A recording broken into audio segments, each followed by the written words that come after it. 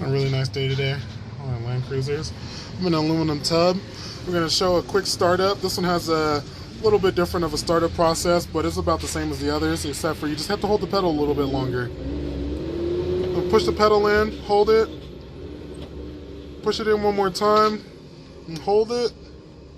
You know, just for good luck, we'll do 3. Hold it 3 times, then come over here, turn the key, and it started up. A good idle, smooth idle.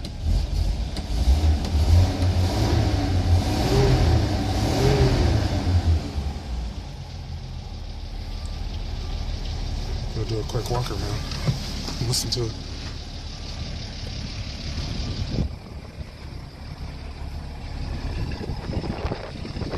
It's off. Lights on. Sounds great.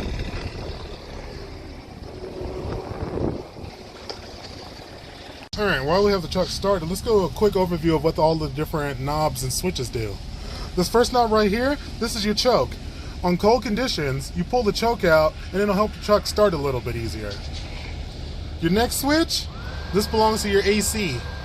This turns your AC on, so you don't have to reach all the way across there to try to get the knob turned and everything while you're driving. It's usually, for the most part, the AC will be set at whatever setting that you normally use it at, so it'll be a little bit easier to just turn that on instead of having to reach over there in traffic or whatever else you need to do.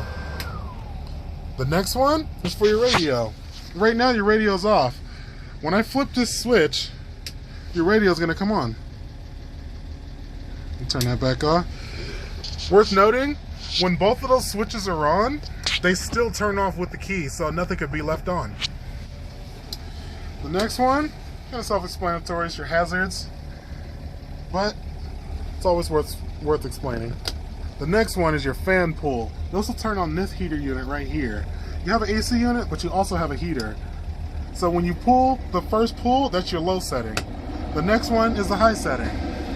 Down here, it has the different things for your defrost, the heat and vent and everything else. Ooh, some dust came out. But all the way forward, we'll get your defrost. Then you get a general vent blowing section, and then you get another one that'll blow it down at your feet. I don't know if you can see the dust blowing around. Next, we have your wipers. It's also a 2-position pull. You have the low and then the high. With a return, it returns back to on off. And they'll stay off. Return to position. The cigarette lighter, it's also a 12-volt outlet in case you have any car accessories that need 12 volts. This right here, this is the valve. When you pull this valve, it opens up the valve for your heater, and it lets the warm coolant run through your heater, so it'll get warm inside of here. Down here, we have your AC controls, different knobs and stuff, adjust the temperature, how cold you want it, and the different speeds as a high, low, and medium.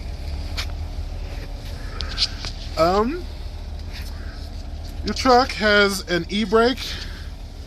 E-brake on the floor. It doesn't have the one down at the bottom like some of the trucks do. Yours has the one located on the floor. And then your shifter. You got the standard 4-speed plus reverse. And then this is your transfer case.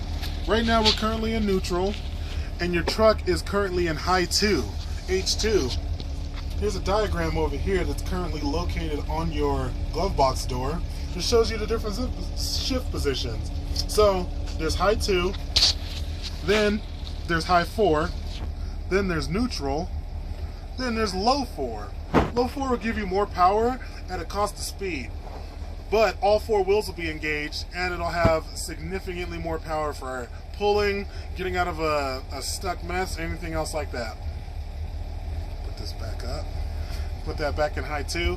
That's your standard. That's normally what you'll drive it around in high 2. Over here, it's your light switch. 2 positions. First position is just running lights. The lights around the outside of the truck, and then that turns on your headlights, the second pull. After the second pull, Then you can adjust the high and low beams with this lever that also serves as your turn signals.